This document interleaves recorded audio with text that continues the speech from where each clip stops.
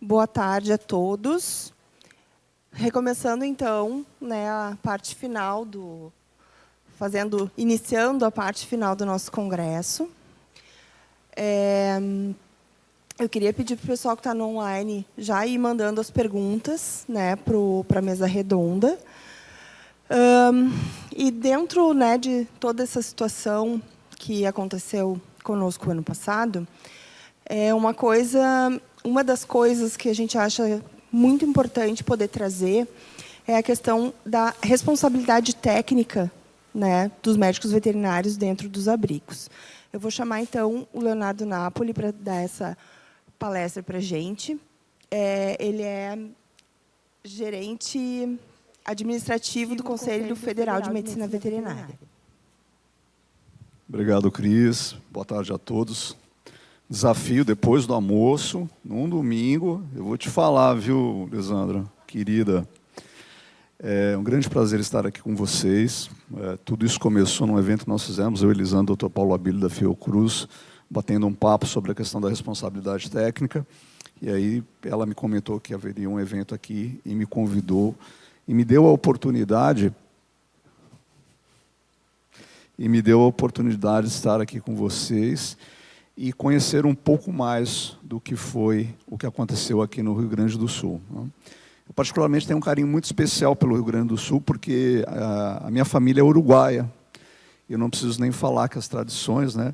Existe aquela briga que o Rio Grande do Sul era do Uruguai, né? E no Uruguai eles falam que o Rio Grande do Sul era deles. Então, a cultura, a tradição, eu sempre passava Porto Alegre para ir para o Uruguai.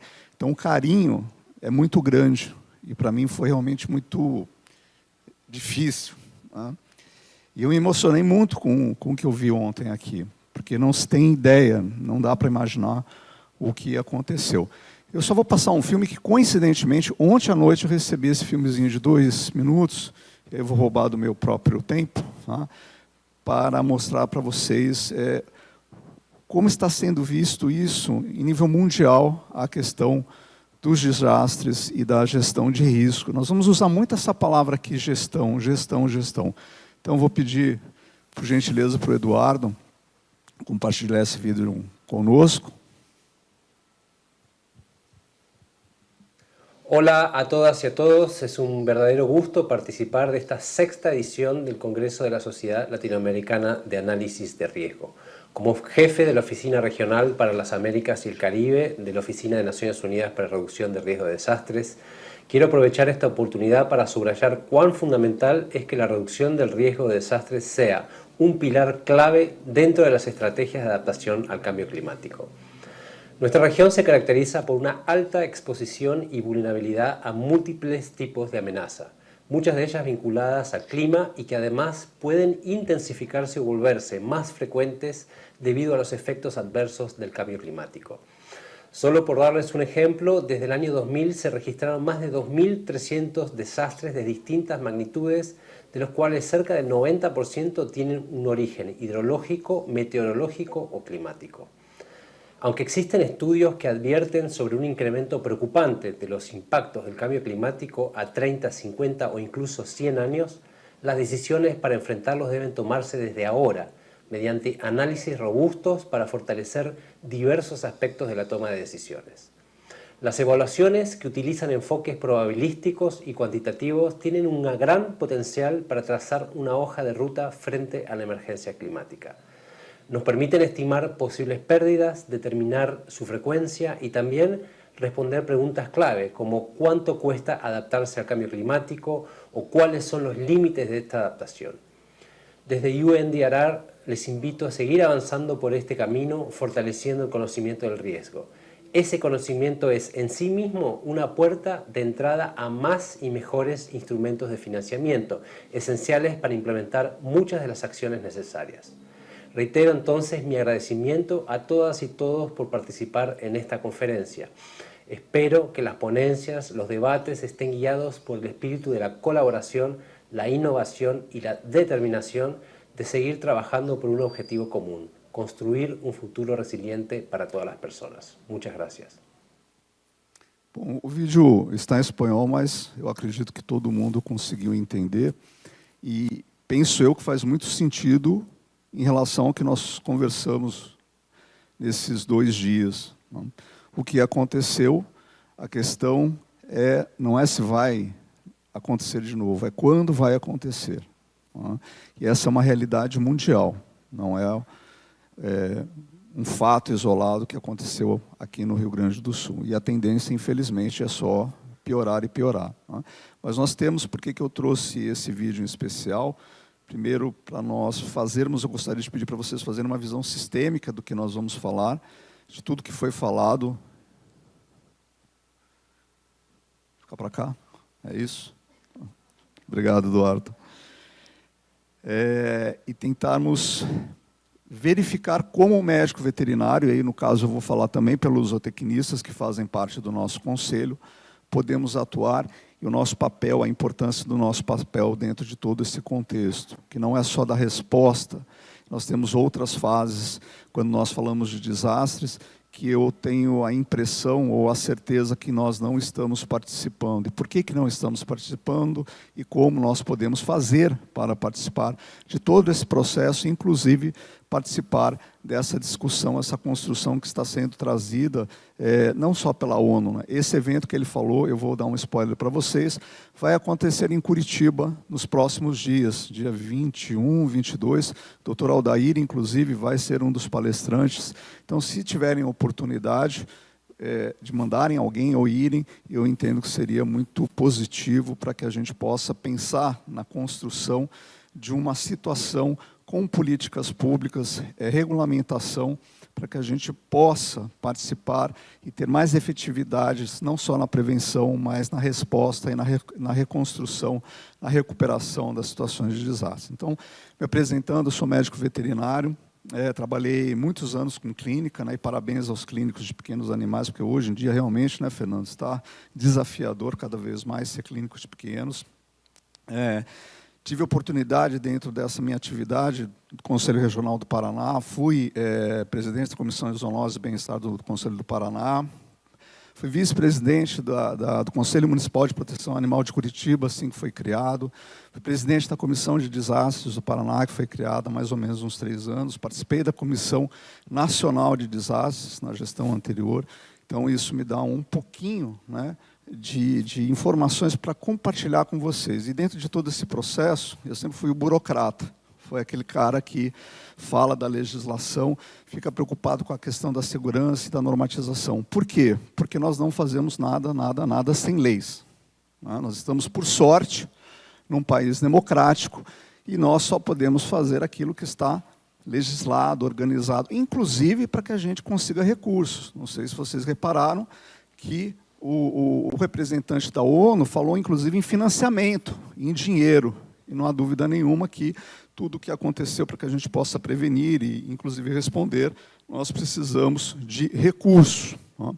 Então, eu vou trazer para vocês algumas informações que eu gostaria que vocês levassem em consideração e aproveitassem esse momento muito rico que vocês criaram nesses 2 últimos dias. Eu já participei de vários eventos de desastres, mas, sem dúvida nenhuma, esse foi um dos melhores. Né, de ouvir os colegas, de como atuaram, né, da emoção que, obviamente, isso envolve, a minha preocupação, inclusive, né, de como fica toda a questão. Nós temos aqui a doutora, né, que vai falar sobre um pouquinho, né, a doutora Bianchi vai falar um pouquinho sobre saúde mental. Até parece que vocês vão ver no decorrer da minha fala que a gente combinou as palestras entre os diversos participantes. E, na verdade, assim, a minha palestra já foi feita, né, porque falar de responsabilidade técnica e gestão técnica, eu gosto de usar o termo gestão técnica, foi o que tem se falado desde o começo de ontem. Né? Fernando fez, né, Karine fez, né, todos os colegas aqui falaram sobre responsabilidade técnica e sobre gestão técnica dentro dos processos que aconteceram. A questão é organizar isso tudo e dar segurança para todos esses processos.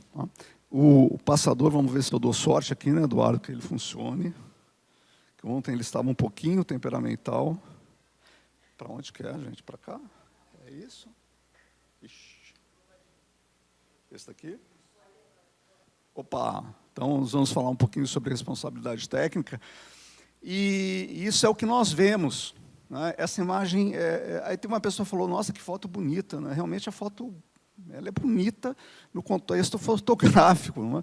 Mas essa foto me impactou muito. E eu falei assim, eu não tenho noção o que é isso daqui. Para mim, não dá para transmitir o que é essa imagem, né, de ver casas. Obviamente, são imagens, essa imagem aqui, né, de vocês, dessa região. Todas as imagens praticamente são daqui do evento que vocês tiveram ano passado, mas para mim, não só para mim, para outras pessoas, inclusive, que estavam aqui, falaram, a gente não consegue imaginar isso daqui, é surreal. Né? Então, eu vou tomar a liberdade, né, dizem que a gente tem a liberdade poética, quando nós atuamos como profissionais, de transformar um pouco essas imagens em umas imagens um pouco mais leve, né, que talvez seja, na nossa concepção de imagem, o que tenha acontecido, né? A gente criando essas imagens nas nossas mentes, essa situação. Só que essa situação também envolveu pessoas e, mais diretamente, os animais. Né? E também eu vou pedir a permissão para vocês a gente transformar, porque foram tantas imagens nesses 2 dias, né, de situações que são tristes, né, que são dolorosas para vocês e foram dolorosas para nós também, que viemos de fora. Né? Então, é isso que nós percebemos que aconteceu de uma forma mais lúdica, talvez. Né? E quando nós falamos, hoje em dia, obviamente, que quando se fala de desastre, não se fala só em pequenos animais ou animais de companhia, mas tem uma situação, e aí eu destaco mais ainda o nosso papel e a nossa importância, porque hoje se fala em família multiespécie. Então, deixar um animal e não resgatar um animal numa situação dessa, é deixar o filho. Quem trabalha com clínica já ouviu várias vezes. Né? Eu vou levar meu filhinho, doutor, tem horário para levar o meu filho para uma consulta? Né? Aí a avó, né, fala, eu posso levar meu netinho para tosar e tomar um banho? Isso significa o quê, essa fala? Esses animais, eles fazem parte da nossa família. E como é que nós vamos deixá-los? O sofrimento dessas pessoas, não só na sua situação pessoal, com seus filhos, vamos chamar assim, humanos, mas também desses animais que fazem parte da família, que muitas vezes dão, inclusive, suporte estrutural e psicológico em várias situações. Então, a nossa responsabilidade vai muito além de simplesmente resgatar um animal, e sim, e tratar um animal, salvar um animal, mas sim, salvar e tratar e resgatar um animal que faz parte da família. Então, isso amplia muito a nossa responsabilidade. E aí vem o médico veterinário, que muitas vezes, né, nós temos percebido aí uma sensação de desvalorização. O Fernando comentou, né, fiquei preocupado com a sua fala, a gente sabe que é real, da desvalorização do profissional. Às vezes o próprio profissional ele está com a sua autoestima envolvida em todo esse processo, por diversos fatores, nós não vamos entrar no mérito agora. Não. Nós, no Conselho Federal, nós temos, né, muito contato com essas situações que vêm dos colegas, e muitas vezes nós nos sentimos aí um gatinho pequenininho, mas nós somos muito mais que isso, né? Nós somos leões quando estamos tratando desses animais, e principalmente com as cenas que eu vi ontem e hoje, né, a capacidade, né, o potencial, e como o médico veterinário, e eu não sei se teve zootecnistas, mas eu sei que também em outras situações houve vários colegas zootecnistas que atuaram de forma brilhante. Então, nós percebemos esse potencial que nós temos, não só em situações de respostas, mas em todo esse processo que envolve o desastre. E esse profissional, ele tem que atender não só os pequenos animais, vejam só a diversidade. Quando nós falamos em resgate de humanos, né, a coisa é muito mais simples, entre aspas, do que você ter a responsabilidade, profissionais com a responsabilidade de resgatar, tratar e preservar e cuidar de animais de diversas espécies. A doutora Fernanda, né, do IBAMA, nos falou um pouco aqui sobre a questão dos animais silvestres, né, e não falamos sobre os grandes animais, falamos pouquíssimos. E a dificuldade que é fazer resgate e planejamento de evacuação de grandes animais. É um grande desafio. Eu não quis trazer as fotos, nem em imagem, né, de desenho, do que eu vi em relação aos animais de produção. Sim, cenas, né, deprimentes, realmente. Né? Então, esses profissionais, médicos veterinários e zootecnistas, eles têm que estar preparados para atuar com essa diversidade de espécies, né, de resgatar do risco, enfim. Então, realmente, o desafio dos médicos veterinários e zootecnistas é enorme, né? Fernando, quando eu vi essa imagem, né, cara, quando você falou ontem, eu já tinha feito a apresentação, tá? E eu lembrei muito de você, da Karine, e vocês falando, quando vocês mostraram aquelas imagens, né, o super-herói, os super-heróis que nós tivemos em todo esse processo, não só aqui no Rio Grande do Sul, mas em outros eventos de desastres, o médico veterinário, eu, zootecnista, e a minha preocupação e o risco desse super-herói, né? Até que ponto nós podemos ser esses super-heróis, garantindo a nossa segurança física, a nossa segurança mental, a nossa segurança administrativa, quando a gente fala de processos éticos, e a nossa segurança legal, né, jurídica, certo? Desses super-heróis. Então, nós temos que refletir, porque, obviamente, o que nós vimos aqui, além da técnica maravilhosa que foi aplicada em algumas situações, foi o coração. Se falou muito isso em coração, né? O Dr. Zé Filho me falou, nossa, mas realmente é muito coração, né? É muito amor isso daí, o que dispara isso daí? Mas qual é o risco também, né? E como equalizar tudo isso para que a gente possa ter todo esse cenário com maior segurança, fazendo com que nós temos que fazer de forma mais tranquila e que possa ser também efetiva, né? Então, me preocupa muito, a gente fala do super-herói, mas qual é o risco que esse super-herói está se expondo, quais os cuidados para que esse super-herói ele possa se cuidar e possa se defender. E esse profissional, nós estamos falando aqui, falamos reiteradamente em saúde única, falamos em medicina veterinária do coletivo, falamos em medicina veterinária de abrigos. Gente, sou italiano, não preciso nem falar que eu ando para cá, ando para lá, o Eduardo já deve estar louco, já me mandou 3 vezes aqui para o canto, né? São conceitos importantíssimos que nós tenhamos internalizados, que é a medicina veterinária legal, porque muitas dessas situações envolvem questões legais, nós temos que garantir a cadeia de custódia, porque envolve crime e crime ambiental no Brasil, inclusive dentro do Código do Meio Ambiente, enfim, né, e do Código Penal, nós temos o risco de ter situações que vão envolver o judiciário. E quem vai garantir isso, essa cadeia? É o médico veterinário. Então, nós temos que também estar atentos para garantir essa situação. E, recentemente, o que tem se falado muito em medicina veterinária dos abrigos. Então, isso é minimamente que o profissional ele deve ter conhecimento desses conceitos, dessas novas áreas, como disse bem a Rosângela, né? Não sei se vocês lembram quando a Rosângela falou que se formou, mas eu sou formado antes do que ela. Então, na nossa época, realmente não se falava de nada disso, não se falava em bem-estar, certo? Nós falamos em bem-estar em animal produção, e olhe lá, e que evolução que nós tivemos nesses últimos 30 anos. Então, nós temos que estar preparados para essa situação minimamente com esses conhecimentos. E nós temos que tentar ser um pouco... Obviamente, o que aconteceu aqui no Rio Grande do Sul foi surreal, né? Foi reativo, praticamente reativo. Não sei se deu tempo de vocês serem proativos, eu acredito que não, né? Eu estava conversando agora há pouco com a Cris, e todos vocês, foi muito marcante, né? Todos vocês falaram assim, foi muito rápido, foi muito rápido, foi muito rápido. Então, assim, não deu tempo de ser proativo. Você é proativo como? Em que sentido?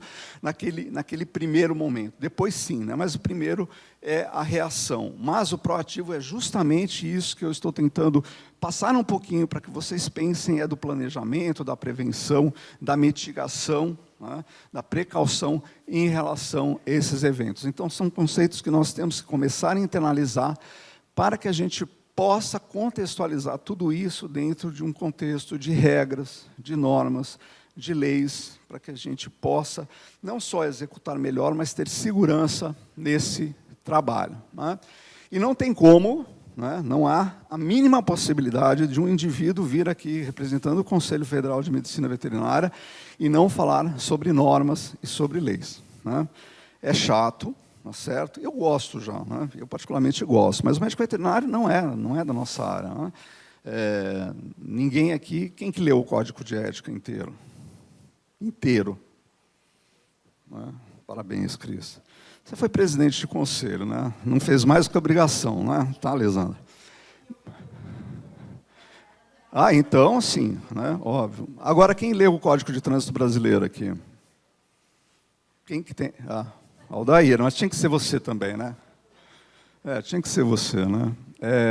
E todos, eu acredito que a maioria que tem carteira de habilitação, né? Nós temos que ler. Né? Não podemos chegar na frente de qualquer situação administrativa e jurídica e dizer, eu não sabia. A pior coisa que vocês podem falar, né? Conselho, né? Eu sei que se o conselho fosse bom, a gente não dava, a gente vendia, mas jamais cheguem dentro de um processo administrativo, um processo ético, seja lá o que for, em qualquer esfera, ou judicial, e falam, eu não sabia. Nós temos a obrigação constitucional de saber as nossas normas. Então, eu vou falar um pouquinho nesse sentido, para que a gente pense, que vocês conheçam, né? Eu gostaria que todos já tivessem esse conhecimento, mas, a partir de agora, conhecerem um pouquinho mais. E a primeira das normas, que é a nossa lei maior, 5.517, eu não vou focar na lei da zootecnia, porque realmente o nosso foco aqui é maior em relação à veterinária, né? A lei da zootecnia é 5.550, mas nós temos algumas situações que são privativas por lei em relação à atividade da medicina veterinária. E quando a gente fala em privativo, não é só o direito de ter essa condição de ser privativo, é a obrigação, porque já que é privativa, só eu posso fazer, se precisar, só eu posso fazer. Né? Então, a gente tem o lado bom, né? A gente tem a benesse, mas também tem uma grande obrigação e uma grande responsabilidade. E, assim, sucintamente, em relação à questão de desastres, a gente pode falar, principalmente nas fases de resposta, de recuperação, a prática da clínica, a direção dos hospitais, assistência técnica e sanitária aos animais sobre qualquer forma, perfeito? E peritagem sobre animais, identificação, defeito, visto que eu falei sobre a questão da medicina veterinária legal, a necessidade, quando há necessidade de fazer peritagem. Perfeito? Então, essas são privativas. É obrigação nossa, só nós podemos fazer. Que bom, né? Que bom, mas também traz uma grande responsabilidade. Tá? E aí a competência, algumas que eu coloquei, destaquei, o estudo e aplicação de medidas de saúde pública, no tocante às doenças de animais transmissíveis aos homens, e aí nós falamos das zoonoses, e uma grande responsabilidade que nós temos quanto às zoonoses nesses eventos. E como nós vamos falar um pouquinho de responsabilidade técnica, eu pergunto aqui, quem tem a anotação de responsabilidade técnica dos médicos veterinários, a ART, fez a ART? 1, 2, 3, 4, 5, 6, mais ou menos. Quem é médico veterinário aqui? Grande maioria. E aí eu pergunto para vocês, os que não têm anotação de responsabilidade técnica, vocês acham que vocês não são responsáveis técnicos? Não são? Vocês são responsáveis técnicos pelo empreendimento e o negócio mais importante das suas vidas, suas carreiras. Porque a responsabilidade técnica, ela implica no ato individual, também no ato individual dos profissionais. Então, todo médico veterinário que atua exercendo a medicina veterinária, ele é responsável da principal empresa da sua vida. Ele mesmo, certo? Então, se eu tenho anotação de responsabilidade, não tenho anotação de responsabilidade, estou vinculado a uma empresa, não estou vinculado a uma empresa, a uma clínica, qualquer ato médico veterinário, eu sou responsável por ele. E posso ser penalizado administrativamente. Quando eu falo administrativamente, são as esferas administrativas, os conselhos, né, que têm uma característica legal, por lei, a sua criação e as suas obrigações e competências, justamente de avaliar, analisar e julgar as questões éticas. Mas nós temos outras esferas administrativas, por exemplo, né, IBAMA, outros órgãos, prefeitura, vigilância sanitária, são esferas administrativas que nós podemos ser processados, seja como pessoa física, seja como pessoa jurídica, certo? E aí eu vou além da esfera administrativa, nós temos a esfera judicial, que é dividida em duas, a civil e a criminal. Todo momento que nós causamos danos a alguém, nós podemos ser penalizados civilmente. E se nós cometemos qualquer situação que seja do Código Penal ou de outras caracterizações criminais, nós também podemos ser condenados criminalmente. Detalhe, os processos administrativos, civil e criminal, eles podem correr em paralelos pelo mesmo fato em diversas esferas. Então, olha só que responsabilidade, e nós estamos muito, muito passivos a isso, principalmente quem trabalha com clínica de pequenos animais. Aí você vai falar, vocês vão falar assim, pô, Leonardo, depois de toda essa loucura aí que aconteceu, você vem me falar de norma e lei, você acha que a gente tem que se preocupar? Como é que nós vamos nos preocupar com isso?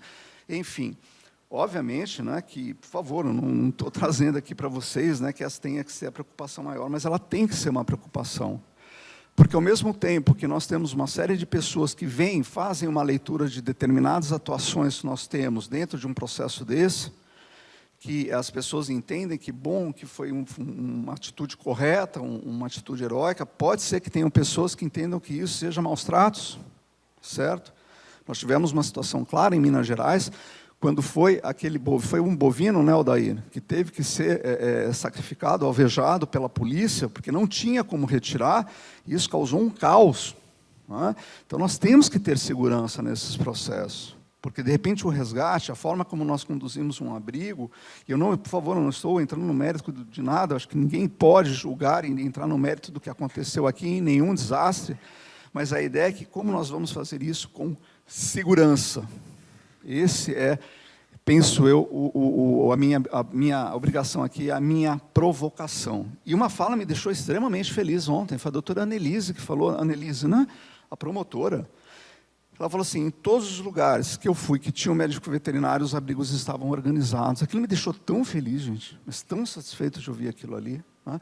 Porque a gente sabe que, infelizmente, em alguns locais não teve um médico veterinário, também não vamos, né, entrar nessa seara do porquê não, ou porquê sim, enfim. Tá? Mas essa fala dela foi muito importante. Então, vejam só a valorização que a promotoria pública deu para nós aqui ontem. Ela deu um sinal claro, de que, se tem um médico veterinário, o abrigo tem condições de funcionar melhor. Para nós é óbvio, mas para muitas pessoas isso não é. Tá? Mas qual é a ideia? É juntar essa fala da doutora Annelise. Né? Eu gostaria muito que a Defesa Civil Estadual estivesse aqui, outros órgãos, certo? Porque nós precisamos construir isso com esses órgãos, nós não vamos conseguir fazer toda essa organização só com coração e técnica. Nós vamos ter que ser políticos, no bom sentido, estratégicos, para fazer uma norma, construir esse processo, participar desses processos de construção, de valorização. Um dos grandes problemas que os órgãos de defesa têm, os órgãos públicos têm, dentro dos eventos de desastres, e o Aldair já deve ter passado por isso, é o Corpo de Bombeiros falar assim, pô, mas vem um monte de veterinário aqui, os caras ficam me atrapalhando. Além de eu ter que salvar as pessoas, eu tenho que cuidar dessa turma de maluco aí que entra sem nada, sem equipamento, sem EPI, sem capacidade, inclusive, me perdoem, sem saúde mental para enfrentar isso, porque podem ter pessoas mortas ali. Quem está preparado? Eu não estou, não sei se eu estou. Estou preparado a ver um cachorro, uma vaca, enfim, mas é um ser humano, não sei. Pode ser que sim. Né? Então, atrapalha, e isso afasta a possibilidade da nossa participação de forma organizada. Por sorte, nós evoluímos muito nesses anos, temos grupos de resgate já mais preparados, né, que inclusive são referência já para esses órgãos, mas nós temos que ampliar. Né? Sensacional o trabalho que foi feito pelos grupos aqui. Mas o Rio Grande do Sul, eu entendo que cada lugar tem que ter um grupo de resgate, tem que ter uma organização local. O meu sonho de consumo é ter uma defesa civil animal. Aí vocês vão falar, mas você está viajando, Leonardo, por que não? Eu vou mostrar para vocês que dá para fazer, tá certo? Mas dá trabalho, é construção, é participação, é o apoio da promotoria pública, tá certo? É da defesa civil, é diálogo, é construção, é estratégia, é lobby do bem e política. Né? Política é polis, é a tratativa entre os cidadãos. Mas, voltando aqui para a nossa norma do Conselho Federal, nós temos essa resolução que rege, efetivamente, a materialização da contratação, da anotação de responsabilidade técnica de uma empresa, de uma atividade. Todas as atividades médico-veterinárias são obrigadas a ter a anotação de responsabilidade técnica. Perfeito? Isso não nos isenta individualmente, mas nós temos uma figura que vai ser daquele gestor técnico centralizado com a responsabilidade de fazer a sua relação, fazer a relação da empresa com o conselho e com os demais órgãos. Né? Nós temos uma cadeia aí de um gestor, um diretor técnico, seja lá como a gente for chamar, responsável técnico, que tem previsão. Vai falar, pô, Leonardo, mas nessa situação toda que aconteceu, você ainda está falando para a gente no conselho, né, e fazer a anotação de responsabilidade técnica? Sim, assim que possível, né? E até porque, assim, se nós temos uma organização preparada e planejada, provavelmente vai ter o cara responsável para isso, vai ter o administrativo. O grupo vai ter alguém, né, organizado, já que não, esse cara aqui, ele vai fazer essa parte, vai cuidar disso daí, né? Isso é planejamento, isso é cadeia de fluxos, é processo. Tá? E isso é papel do gestor. Então, assim, no futuro, né, inclusive vou mostrar para vocês que isso demandou, desses diversos eventos que aconteceram, nós temos uma resolução que já prevê a responsabilidade de atuação do médico veterinário em desastres. É pouco aplicada ainda, é só norma, tal, mas pelo menos a norma nós já temos um caminho. Ok? Tá? Porque a ideia é que esse processo ele seja organizado, e é o que eu digo, que vocês têm que aproveitar muito essa discussão e o que aconteceu para ter essa organização. Tá? Então, é interessante que vocês conheçam, né, a responsabilidade técnica, e nós votamos o código de ética. Né? A doutora que falou, foi Mariana, que falou agora de manhã, Mariana. Né? A Mariana, esqueci não que você falou lá do conselho, tá? Eu estou sabendo que eu vou levar uma surra aqui no final do dia, né? Porque a Lisandra falou, o bom não vai ser a palestra, o bom vai ser a mesa redonda. Eu falei, pronto, o Zé Filho já foi embora, né? Não vai sobrar para ele, porque daqui a pouco ele vai embora.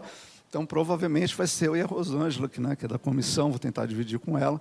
Mas nosso papel é esse mesmo. Mas, aí eu te digo, né? Quando a gente fala de legalizar os processos, os fluxos, depois eu posso até na mesa redonda voltar a isso, mas nós temos o código de ética, que ele diz, e foi perfeito o que você fez aqui, porque você demonstrou tecnicamente tudo que as decisões que você tomou, tá certo? Mas tem outros entendimentos, perfeito, mas o entendimento que eu tive, o que eu apliquei, o que eu pratiquei, tinha fundamentação técnica e científica. Então, você está protegida pelo código de ética. O código de ética e responsabilidade não é só para nos prejudicar, nos processar. Pelo contrário, nós temos que ver como segurança da nossa atuação. Isso nos garante aqui, isso diz o que nós temos que fazer, o que nós podemos fazer, as nossas obrigações. Isso é uma garantia. Se nós seguimos isso daqui, nós estamos protegidos, blindados administrativamente e juridicamente. Então, perfeito, a doutora Mariana fez isso, né? Trouxe todas as referências, fez isso. Tem outro entendimento. Perfeito, mas esse entendimento tem um fundamento técnico. Está respaldado aqui, doutora Mariana, não precisa de norma do Conselho Federal. Ok?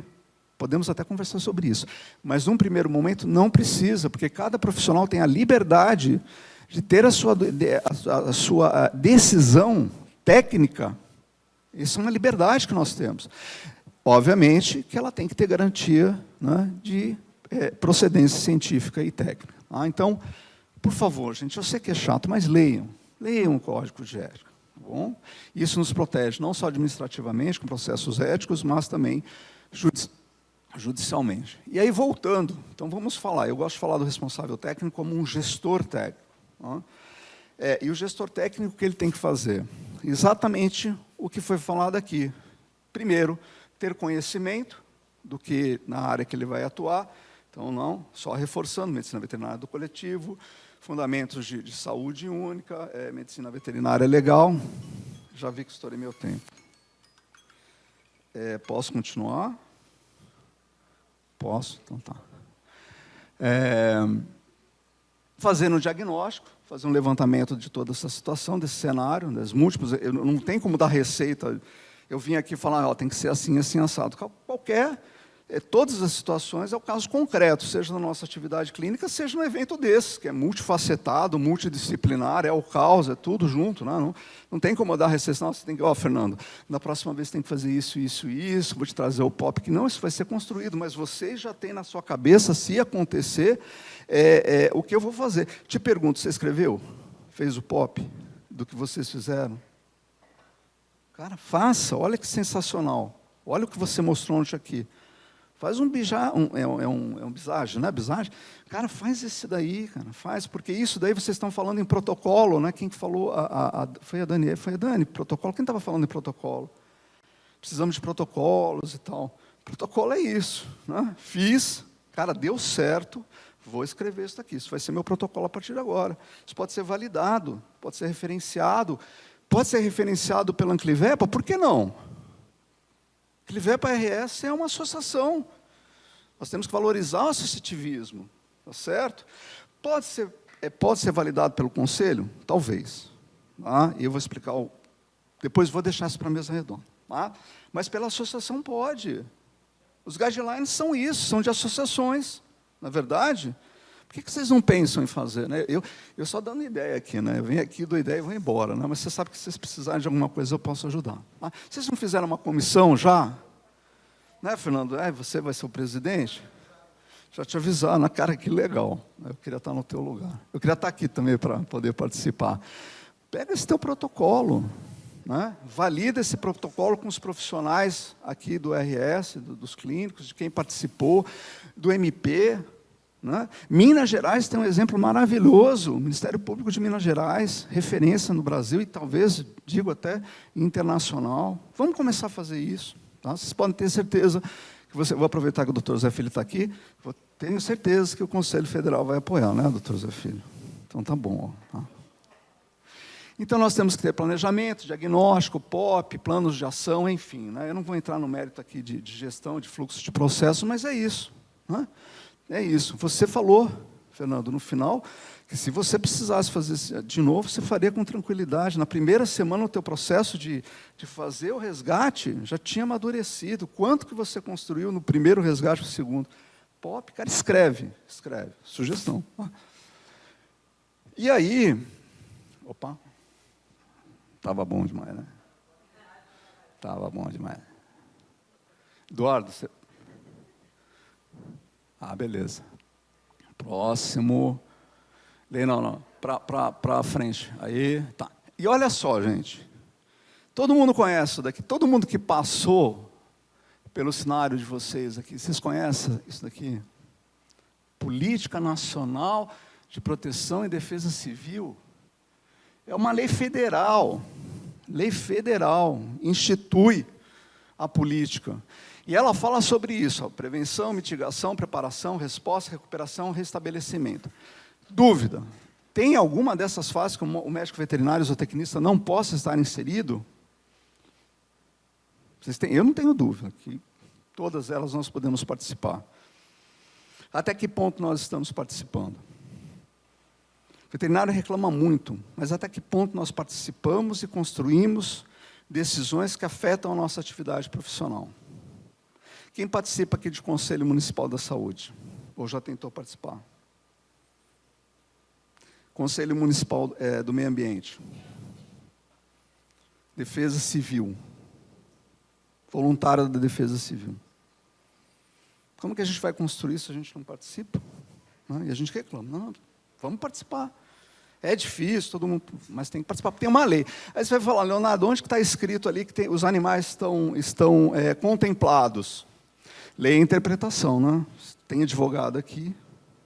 Ali diz, o objeto dela é recursos e meio ambiente. Tem lá um artigo, não lembro qual. Tá? Eu não gosto dessa visão utilitarista dos animais, mas a gente às vezes tem que aproveitar um pouquinho, né? Recurso, o animal não é um recurso, não tem gente que fala que é um objeto? Infelizmente, não que eu concorde, por favor. Mas se talvez não seja útil para aplicar, né, eu gostaria de mudar essa lei e colocar os animais também. Mas já diz meio ambiente, recurso. Se eu considerar que os animais de produção são recursos, está contemplado ali. E meio ambiente também, porque os animais, qualquer animal, qualquer fauna brasileira, seja ela doméstica ou não, é contemplada pelo meio ambiente. Tá certo? Então, assim, a gente tem que pegar esses ganchos para quando alguém fala, não, mas só trata de humanos, a Defesa Civil vier e falar isso, não, olha, essa lei aqui, a gente pode sim, talvez, fazer uma interpretação dos animais. E por que eu vou dizer isso? Por exemplo, eu não sei como é que está a Defesa Civil aqui, mas na Defesa Civil do Paraná, eles têm um sistema, que foi a doutora Rosângela que ela mostrou, aquele internacional, que mapeia os pontos de riscos e tal. Não sei se vocês lembram, mas acho que estava aqui do lado direito, o mapa. O Estado do Paraná tem isso daí. Tem todos os pontos de risco mapeados, tem a população nas áreas de risco, tem os recursos, que é o que ela falou ali, ó, se tem escolas, tem isso, tal, para abrigar as pessoas, e tem os animais. Eles colocaram nas últimas versões os animais, cães e gatos e animais de produção. Então, assim, já existe, não sei se talvez aqui exista, tá, gente? Não sei, tá? Mas no do Paraná já tem. Se lá tem, por que não pode ter no resto? Ok? A gente tem que pegar os bons exemplos. Tá? E a partir do momento que a gente faz isso, começa a mapear, eu vou saber que, minimamente que nessas áreas aqui eu tenho essas pessoas em risco, mas eu tenho animais em risco, eu tenho recursos que eu posso utilizar, né? Eu posso mapear fazendas, eu posso mapear áreas, eu posso mapear as clínicas veterinárias. A gente estava fazendo, inclusive, um trabalho lá, Lisandra, no Conselho, justamente trazer as clínicas. Primeiro nós fizemos com os veterinários, depois com as clínicas, né? De ter isso mapeado. Não ficaria muito mais fácil se, quando aconteceu tudo o que aconteceu ano passado, vocês minimamente já tivessem isso mapeado? Tá? Isso já existe. Cadê do sistema? É a Karine, né? Então, a Karine, cara, né? É sistema, a informação já existe, inclusive, né? Vocês já estão mapeando, aí já está aí. É jogar no sistema da Defesa Civil. Tá? Se é que tem. Se não tem, vamos copiar, ou vamos criar um paralelo. Tá certo?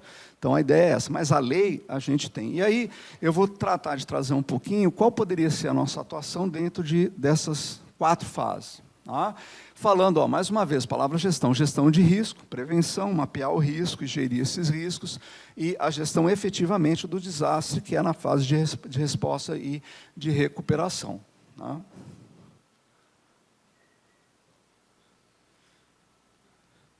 Opa, volta um. Agora bom, prevenção. A fase de prevenção, às vezes, fica um pouquinho mais difícil de imaginar como é que eu posso atuar, né? Para prevenir esses desastres, mas quando eu falo prevenção, o que nós podemos fazer, talvez, para prevenir em relação aos animais? Qual é esse exercício? Qual é o nosso cenário? Quais são as possibilidades? Qual é isso, a gestão de risco? Verificar o que pode acontecer nos próximos anos, e eu acho que isso já deve estar se intensificando aqui no Rio Grande do Sul, como o próprio representante das Nações Unidas fala da sua preocupação, e pensar como médico veterinário, nós podemos participar nesse sentido de prevenir, ou prevenir os desastres, né, ou pelo menos prevenir o máximo possível que eles afetem os animais. A fase de preparação e de mitigação foi muito o que a doutora Rosângela falou, de eu saber os recursos, é exatamente o que nós falamos. Eu ter onde conseguir os recursos, aquela lista, né, que ela falou que eu tenho do Brasil inteiro fornecedores, isso é preparação. Quais abrigos eu posso contar, quais locais eu posso contar, com quais pessoas eu posso contar, com quais veículos eu posso contar, com quais barcos eu posso contar, tá certo? Isso é preparação. O que eu posso fazer para mitigar, diminuir os efeitos desse desastre em relação aos animais. Né? O que é preparação? É fazer uma educação, né, para a população das áreas de risco, de terem caixinhas, de terem coleiras, de terem seus animais identificados, de estarem microchipados, se for o caso, de estarem castrados, de ter o conhecimento se já tomou vacina ou não. Eu pergunto para vocês, né? Aí a Rô falou de Teresópolis, que teve animal que tomou 5 doses de vacina, porque cada um que vinha queria vacinar. Né? Tipo, vacinar e tirar foto, vacinar e tirar foto. Quanto custa cada vacina? Você está precisando de dinheiro, ou causa o desastre, uma perda econômica tremenda, aí você fica jogando vacina fora. Né? E se esse animal já estava vacinado, não precisasse vacinar? Né?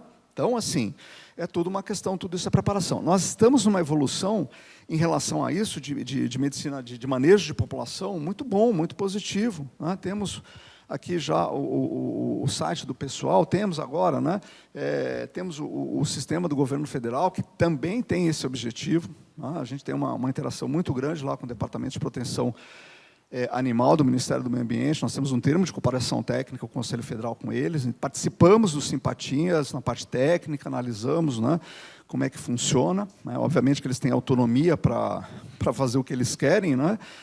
Tem coisas ali que talvez, entre aspas, nós não concordamos, mas o Ministério pode fazer o que ele bem entende. Né? Não dá para ser, o Ministério do Meio Ambiente, você não vai fazer os Simpatinhas desse jeito, porque a gente acha que não dá. Mas só o fato deles nos perguntarem, porque ninguém fazia isso, é a primeira vez que eu vejo, né, um ministério, quem atua um pouco com ministérios, sabe que eles não querem nem saber. Né? Eles fazem aquelas consultas públicas para inglês, eles falam um monte de coisa, eles não colocam nada. É assim que acontece em todas as áreas, tá certo? Tá? E aí eles nos chamam e nos ouvem e fazem alterações, inclusive de terminologia. Assim, é um avanço, né? Só que a gente tem que manter isso. Não adianta só participar agora e depois não participar mais. Aproveitar a oportunidade. Tá? Então, a preparação e a mitigação, ela é extremamente importante, e a resposta, que foi o que nós mais falamos aqui, resposta e recuperação, né?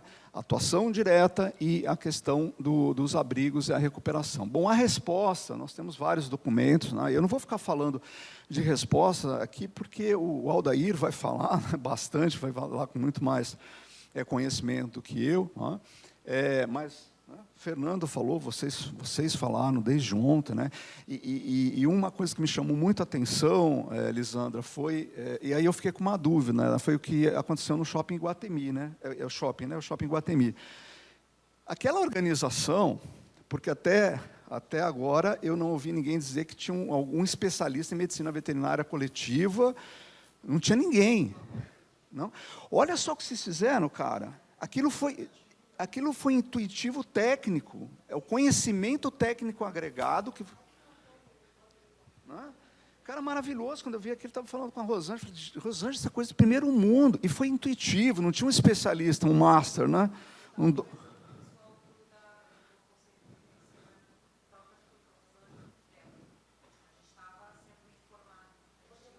Não, sim. Não, mas assim, basicamente, a percepção que eu tive, eu sei que vocês tiveram, até porque eu tenho bastante proximidade com a MVC, mas foi muito intuitivo, né? Vocês fizeram muitas coisas muito certas ali, num primeiro momento, com conhecimento técnico, sem ter uma pessoa dentro. Não, por favor, não é uma crítica, não tem ninguém, pelo contrário, eu falei, que bom, porque é um intuitivo, mas técnico, com qualidade, porque assim, olha só, o conhecimento você já tem, né? Intuitivamente, na hora da necessidade. E ficou um troço do primeiro mundo aquilo ali. Eu sei que, né, a colega falou, não, a gente teve sorte, mas não foi só sorte, a gente não vive só de sorte, né? Foi técnica, foi o respeito que houve em relação aos profissionais depois de eles serem contratados, enfim, aquilo foi realmente sensacional, né? Só essa experiência de ter ouvido ontem aqui de manhã já valeu ter vindo, tá, Lisana? Tá? E uma coisa importantíssima que nós temos, que isso inclusive está na nossa resolução, o médico veterinário ele não pode atuar sozinho, porque você tem forças de segurança que são responsáveis por isso. Por isso que a gente fala muito de sistema de comando de incidentes. O médico veterinário, o grupo, seja lá o que for, ele tem que estar vinculado, que provavelmente quem vai ser o comandante disso daí vai ser um bombeiro, tá? Ou uma pessoa da defesa civil, enfim, né?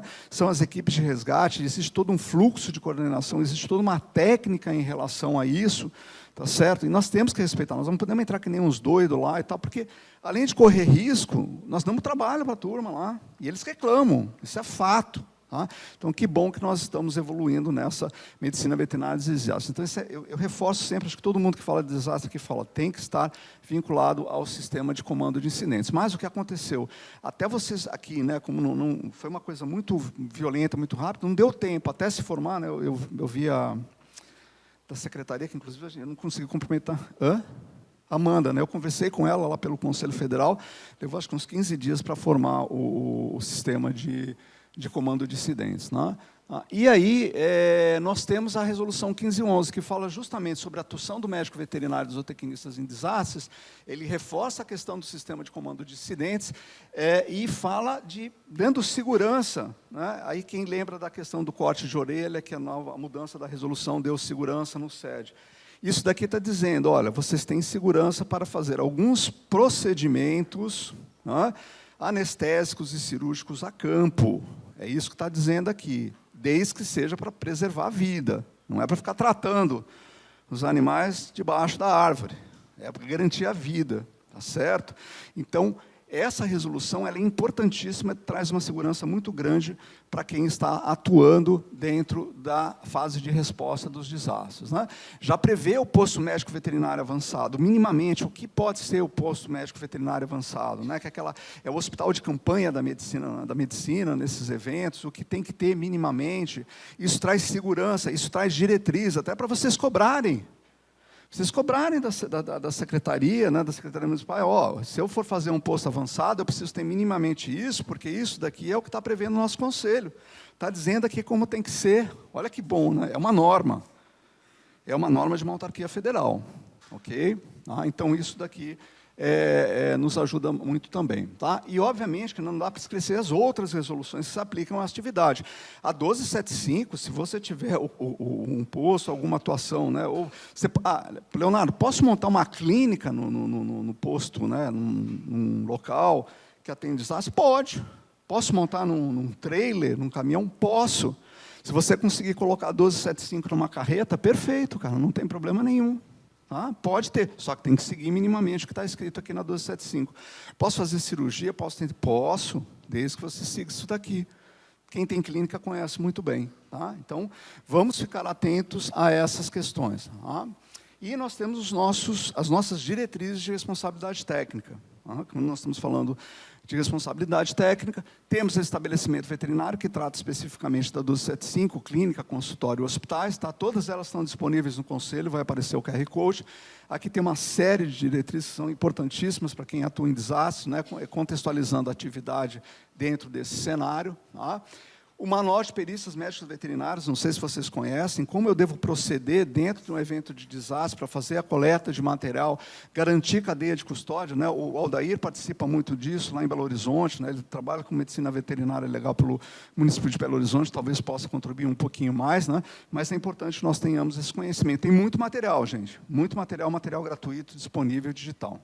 Todo mundo conseguiu pegar o QR Code? Todos eles estão no site do Conselho. Tá? E nós temos esse manual que é excelente, né? Porque a gente fala assim, falando de silvestre, falando de animal de pequeno porte, falando de animais de produção. Tá? Em Minas aconteceu muito isso. Né? Foi agora o último que foi, Aldair, foi... Tem Mariana, né? Foi Mariana, que o pessoal teve que fazer todo aquele resgate das pisciculturas e tal, acho que foi Mariana. Né? E Brumadinho. Né? Tem colegas médicos veterinários trabalhando, que as empresas que em tese, né, causaram esses danos ambientais, esses acidentes, elas tiveram que se responsabilizar por pisciculturas. Os peixes estão, né, em posse da empresa cuidando dos peixes. Tá certo? E aí, esse manual de situações que envolvem a ictiofauna, que são os peixes. Né? Então, olha, material tem, né?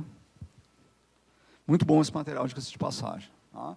E aí nós vamos para a fase de reconstrução. E aí, nisso, foi falado muito em relação à questão das esterilizações, nós estamos falando, queira ou não, independente do cenário de manejo populacional. E nós já temos uma resolução que trata sobre isso e pode, né, ser enquadrada nessa situação que é relativa às campanhas, os programas e os mutirões de esterilização. Né? Essa resolução, inclusive, ela é comentada, não vem só os dispositivos, não é comentada. Então, vou fazer, né, esterilização em abrigo ou dentro desse ato aí de reconstrução, eu tenho que estar atento em relação a isso daí. A gente tem que tomar muito cuidado que a urgência dos fatos, da situação, a gravidade da situação, não anula nós termos que atender às normas e às leis. Né? Obviamente que tem uma justificativa para você ter uma leitura um pouquinho mais maleável, mas nós não podemos simplesmente esquecer tudo, rasgar tudo, não é verdade? E essa é a nossa grande preocupação, de dentro dos processos, da validação dos processos, dentro dessa discussão com a Defesa Civil, com o Ministério Público, nós deixarmos muito claro, com as normas que nós já temos, o que nós podemos e como nós podemos fazer diante das normativas do Conselho Federal. Isso nos traz segurança, no meu ponto de vista. Tá? Essa daqui é essencial. A 1321 são os documentos. Prontuário, gente. Meu Deus do céu. Achei maravilhoso também, o pessoal de Guatemala. É isso aí, tem que fazer tudo, fotografar e tal, e tal. Levando em consideração que aquele animal que está no abrigo, ele pode ter um dono. Né? Eu acho que alguém comentou sobre isso, a responsabilidade que você tem. Né? A doutora falou, eu caço nos caços, vai que vem o dono, depois você briga porque castrou, enfim. Né? Isso tudo tem que estar muito bem claro, para que nos dê segurança, muito bem documentado. Aí a doutora pode falar assim, Leonardo, você entende que eu poderia... Eu vou te dar a minha percepção. Tá? Posso estar errado e posso ter outro ponto de vista. Castrei um animal, esse animal faz 3 semanas que está aqui, eu, como médico veterinário, entendo que tem que castrar esse animal. Se a doutora tiver argumentação técnica para justificar essa castração e colocar no seu prontuário e documentar, dificilmente vai ter juiz processo ético que vai lhe condenar. Tá? Por isso que eu digo, a gente não precisa, muitas vezes, ter normas definidas. Nós já temos essas normas, nós já temos as nossas prerrogativas. Só que eu tenho que documentar. Tem que documentar. De preferência, até talvez fazer, nessa discussão, ter mais de um médico veterinário, assinar em vários. Né? O responsável técnico não precisa ser só um, nós podemos ter vários responsáveis técnicos. Eu posso ter um responsável técnico pela questão, né, da infecciosas, do isolamento. Então, assim, tá? Agora, vamos pensar nisso. Agora, a documentação é essencial. É o prontuário. Eu sei que a gente não gosta de fazer prontuário, mas é o prontuário. Eu faço assistência judicial também para o Tribunal de Justiça do Paraná. Né? Infelizmente, não consegui salvar nenhum colega de todos os processos que eu tive que ser assistente, tive que ser perito. Porque, sabe por quê? 90% por causa do prontuário, cara. O cara fez coisa certa, aí ele não demonstra. Aí o cara não tem como, por mais que você queira ajudar. Né? O perito não pode fazer isso. Né? Não é para a gente ficar fazendo peritagem para salvar nem A nem B. Né? A gente tem que ser imparcial. Mas, às vezes, você vê assim, fala, cara, poxa, esse cara fez tudo certo, mas não documentou, não escreveu. Aí perde a causa. Entendeu? Processo aí de colega sendo processado de 50 mil, já vi causa aí de 100 mil reais. Tá? Então, vamos nos atentar. E nessas situações, mais ainda, porque depois que passa o evento, filho feio não tem pai, ninguém lembra mais, né? Quem participou não quer se envolver, e vai sobrar para quem? Vai sobrar para o médico veterinário responsável ou para qualquer médico veterinário que atendeu aquele animal. Tá? Então, vamos ficar muito atentos.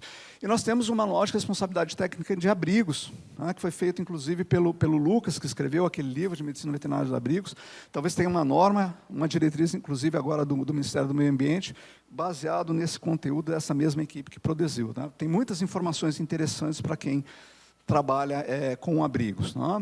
E, talvez, né, vai ter situações que nós tenhamos laboratórios. Se nós temos laboratórios, nós também temos que estar atento minimamente essas diretrizes. Tá? E também, né, reforçando, setas, né, em tese, deve atender essas normativas ou qualquer situação que envolva animais silvestres, tem que ter esse entendimento, essas diretrizes são importantes.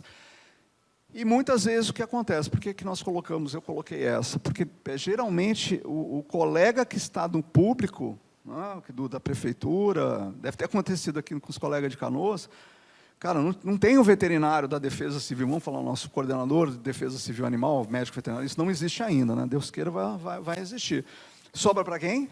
Vai sobrar para o VET da vigilância, vai sobrar para o VET do meio ambiente, vai sobrar para o VET, vamos pegar o primeiro VET ali e vamos colocar ele nessa fogueira. Tá? E ele talvez vá precisar dessa estrutura das unidades de vigilância de zoonose. Então, nós também temos uma diretriz, e o interessante é você pensar e contextualizar todas essas informações, as informações que tem aí com o cenário que vocês estão vivenciando. Já quase terminando, pessoal, falando de medicina veterinária de abrigos, mas a doutora Rosângela falou muito já sobre isso, já caracterizou bem o que nós precisamos, vacinação, os protocolos, enfim, os POPs, os famosos POPs, que são responsabilidade do responsável técnico, né, de nós termos isso. Eu tenho certeza que aqui, né, da próxima vez que você me convidar, o Fernando vai apresentar um POP maravilhoso do que ele fez no resgate, outros POPs. Aquele POP que vocês fizeram no Iguatemi foi escrito... Está escrito o POP? Não? Escrevam aquilo ali, gente. Olha que material maravilhoso, né? Oi? É que a gente costuma mentir junto, tá? A gente costuma mentir junto. Mas escrevam, gente, olha a produção de material, porque tem que aproveitar essa situação que foi tão caótica, mas eu sempre digo, né, sempre tem alguma coisa boa do que aconteceu, por pior que seja, a experiência que vocês passaram. O que vocês podem produzir não é material só técnico para o Rio Grande do Sul, é para o Brasil e para o mundo. É material técnico que pode servir no Rio de Janeiro, pode servir em São Paulo. Deus queira, ninguém precise, mas já vai ter. A gente não faz muito isso, né? Nós não catalogamos, não escrevemos, não produzimos, né? Não materializamos todo esse conhecimento. Inclusive, para a gente fazer a formação de normas, de leis, de protocolos, para convencer a Defesa Civil, falar, olha, a Defesa Civil já tem tudo organizado. Então não pode mais falar mal deles. Né? Eu só falo bem de vocês, tá? Eu tenho uma admiração enorme pela Defesa Civil. Mas é de chegar, olha, né? Eles têm protocolos. Tudo com protocolo, eu tenho certeza, né? Tudo protocolo, tal, não sei o quê. A gente tem que começar a profissionalizar e colocar esse conhecimento técnico que vocês praticaram de uma forma tão maravilhosa, intuitiva, naquele abrigo, escrevam, materializam, para que nós possamos ter isso daí como material, como arcabouço para outras situações. Então, eu não vou falar sobre isso, a doutora Rosângela falou, né? É só a questão, ressaltar a questão da responsabilidade civil e criminal, né? É um bem do cidadão, por mais que, né, que seja, há um entendimento que o animal é um bem ainda, né, no Código Civil, então nós temos que ter cuidado com o que nós fazemos. Tá? Mas se nós fizermos de forma documentada, técnica, científica, com justificativa, nós minimizamos e mitigamos qualquer risco. Mas vamos ficar bastante atentos em relação a isso. Não vou falar de transmissão de doenças, enfim, porque todo mundo já sabe o que implica essa situação que vocês vivenciaram. Eduardo. Vamos lá. Está acabando. Opa. E aí eu não vou nem entrar nesse método, nós temos uma grande especialista, né, em relação a isso, doutora Bianca, querida amiga lá de Curitiba, né, que foi roubada por algum mineiro perdido aí. Enfim, né, mas que vem trabalhando sobre isso, mas eu entendo que é papel, sim, do responsável técnico estar atento à sua saúde mental, primeiro, e à saúde mental de todos aqueles que estão trabalhando sob sua responsabilidade. Meu entendimento. Tá? Porque se nós já temos questões trabalhistas, né? Nós temos um acidente dentro de uma clínica, né? Nós temos algumas situações já trabalhistas, que o entendimento do judiciário é que era a responsabilidade, sim, do responsável técnico, porque não garantiu treinamento, a gente não treina, né? Quando a gente não treina nossos funcionários, não deu EPI, tá? Certeza que vai ser processado. Trabalhista. Agora, se isso se aplica à questão trabalhista, vocês sabem, né? Depois você vai falar sobre a nova ANR, Bianca? Oi? Não, né? Mas eu já vou adiantando para vocês que a saúde mental, o cuidado, a atenção à saúde mental já é norma obrigatória pelo, eu não sei se não é Ministério do Trabalho? Tá? NR. Isso. Tá? Então, nós vamos ser obrigados a ter uma atenção maior em relação à saúde mental dos nossos colaboradores, das pessoas da equipe. Tá? Agora já é norma, já é lei. Tá? Pessoal, esse QR Code vocês podem pegar todas as diretrizes. Tá? Eu não fiquei colocando uma diretriz, um código em cada, porque estão todas aí. Tá? É um material bem rico. Eu tive a felicidade de coordenar esse grupo dessas diretrizes, a parte técnica de revisão, né? Muita gente trabalhou em cima disso. Em breve, até junho, eu acredito que nós tenhamos as diretrizes para manejo populacional da resolução nova, tá certo? Tá? E o site do Conselho Federal, para vocês pegarem todas as normas que vocês quiserem. Tem muitos documentos, eu trouxe alguns, mas tem muito documento bom. Tá? E, reforçando mais uma vez a minha preocupação, e eu acho que deve ser a preocupação de todos, em relação ao risco administrativo e jurídico na esfera civil e criminal. Tá? Vamos ficar mais atentos em relação a isso, tomar mais cuidado. Eu acho que essa é uma grande provocação, né, que foi talvez por isso que tenha me convidado, né, para deixar o pessoal assustado, né? Eu falo aqui, às vezes eu falo, nossa, tem um pessoal, eu olho, às vezes tem umas palestras que eu faço, aquele pessoal todo com olho de Mônica, assim, eu falei, eu vou parar de trabalhar, não quero ser mais veterinário. Né? Então, mas realmente está acontecendo. Isso é o dia a dia de você ver os colegas cada vez mais sendo processados, infelizmente, isso está acontecendo na medicina, na odonto, em todas as áreas da saúde. Tá? E esse foi um artigo recente que saiu na Clínica Veterinária que fala justamente sobre essas questões da resposta, da mitigação, da prevenção e da reconstrução. Tá? Se vocês quiserem, também acho que está livre, está free.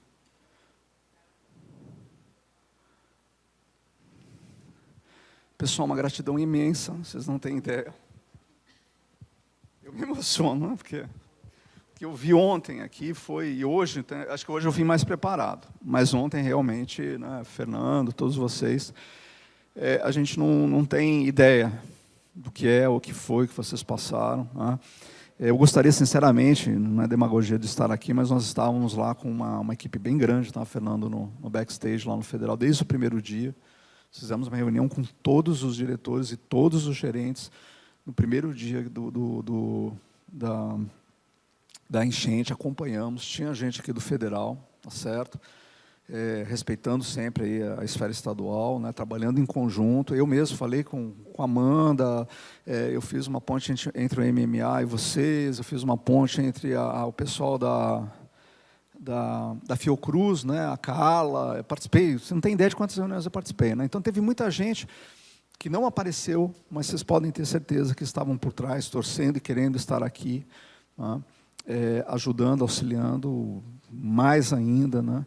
Mas teve muita gente. Isso daí, por favor, não estou falando para ser reconhecido, não é nada disso, mas para vocês entenderem, né? E eu acho que foi uma cobrança muito adequada, tá, Fernando, em relação a isso, mas aconteceu várias coisas. A gente gostaria de ter feito mais, tá? Inclusive, teve alguns colegas que foram puxados pelo Conselho Federal e deram apoio aqui nos abrigos, né? O Zago veio, o nosso presidente da comissão de Santa Catarina, né? Aldair não, né? Aldair você não vê, mas o Aldair é da nossa comissão atualmente. Então, houve sim um esforço. Mas tenho certeza que se a gente conseguisse fazer mais, se pudesse estar todo mundo aqui, estaria. Tá bom? Então, obrigado, Lisandra, você me dá essa oportunidade de estar com vocês, né? Maravilhoso estar aqui no Rio Grande do Sul e de conhecer um pouquinho mais esse cenário e sempre à disposição para colaborar no que vocês precisarem nessa construção. Tá? É uma provocação realmente para que, se acontecer, infelizmente vai acontecer, as coisas sejam mais estruturadas, mais organizadas, mas vocês têm muita coisa aqui que são referências para as próximas vezes, não só para o Rio Grande do Sul. Eu gostaria que vocês compartilhassem mais isso. Eu estava falando ontem, me desculpa, eu já estou terminando, chegou muita coisa ruim para nós, sabe? E muita coisa boa não chegou. E ontem eu vi quantas coisas maravilhosas que foram feitas aqui, cara. Muita coisa maravilhosa, né, Rosângela? Tá? Então, fiquei muito feliz diante desse tema, né, triste, mas de ter a oportunidade de ver como o veterinário, na resiliência dos colegas, porque não foi só a parte técnica de extrema qualidade, mas o coração do médico veterinário, do brasileiro, do gaúcho, nesse cenário caótico. E reforço, vamos aproveitar tudo isso para que a gente possa construir um cenário melhor para as próximas vezes. Tá certo? Então, muito obrigado a todos vocês.